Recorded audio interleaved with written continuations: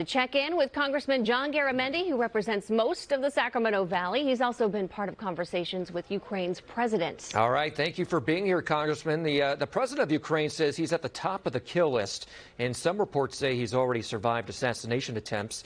He's critical, saying the West is not doing enough, suggesting the blood of innocent Ukrainians is on NATO's hands. What's your takeaway from that criticism and of that conversation you were a part of? Well, we certainly did have an excellent conversation with him Monday of this week. He's an extraordinary leader.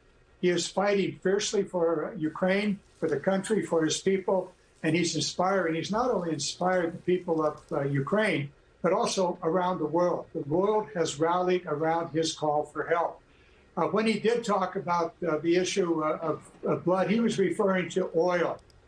Russia is dependent upon the export of oil and gas. It's more than half of their government revenue. The other sanctions that have been put in place are having a devastating effect on the Russian economy and on the Russian people. And he felt that if oil and gas was to be embargoed, that would make a great deal of difference, and Putin might have to back off. So here's what's happened. The European Union, early today, announced that it was going to reduce by 2/3 its import of oil and gas from Russia. That is one big deal. The United States followed with President Biden about 11 o'clock this morning, announcing that all imports of Russian oil are stopped, will not happen in the United States. So we will not be buying any more. He also announced that there will be tariffs on certain Russian goods that are exported from Russia. All of this is a very, very wise move by President and his staff, that is President Biden. What he has done is to allow the Europeans to go first, and they have gone big time. Oil and gas is critical to their economy, but they're willing to make that sacrifice.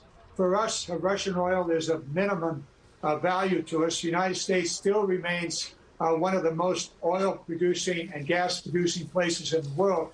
And in fact, presently, we are producing more oil and gas at this moment than we ever have before. So the sticker shock that you're seeing on those pumps is in part due to the anticipation by the oil industries of what is now happening. Also, what we have found out is that the oil industry, the big five here in the United States, are making out like bandits. They are quadrupling their stock buybacks. They have cash just flowing in over the barrel. And I put forth a letter requesting, I would like to say demanding, that the Congress and the Senate of the United States investigate the extraordinary profits that the domestic and international oil industry is making as a result of this crisis. All right. So you're looking into ways to bring down these gas prices for Americans. Let's get back to the war. Putin has a couple asks to end this. He wants Ukraine to agree to contested territory in the east and south are either independent states or part of Russia. And he also wants assurance Ukraine will not become part of NATO, which he sees as a threat from the West. So put yourself in Zelensky's shoes to stop this war.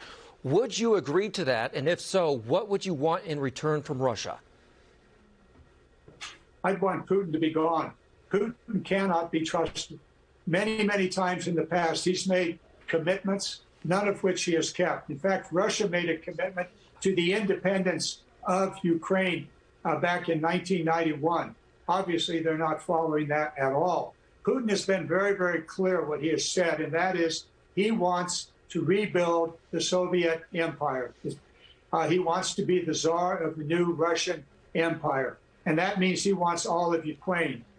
He'll take one bite now and he'll take the rest of the bite later. So Zelensky's got a tough negotiating situation. His people are being devastated, as you can see by the movies, but also his army is doing extraordinarily well.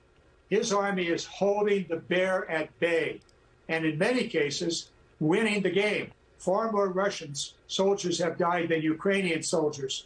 And we'll see what happens. But negotiations are critical. The impact of the sanctions are having an effect. I've said from the very outset of this that Putin's jeopardy are the streets of Russia. When the Russians get past the ironclad blackout that Putin has put in place because he fears, as should the Russian people, find out what his army is doing to the brothers and sisters in Ukraine, the Russian people will be on the street and Putin will be in serious, serious trouble. It's probably why he's already arrested over 15,000 people that have been demonstrating in multiple cities across Russia.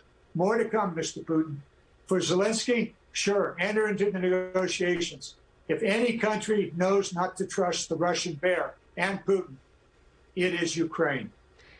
Congressman, when you say you want Putin gone, we have about 10 seconds left. If you could answer quickly, we apologize. We're tight on time. What do you mean when you say you want him gone? Well, for the point of view of Zelensky, as long as Putin is there, Ukraine is threatened. I think the Russian people will eventually force Putin to go. All right. Congressman John Garamendi, we appreciate your time as always, sir. Take care. Thank you. Have a good evening. You as well.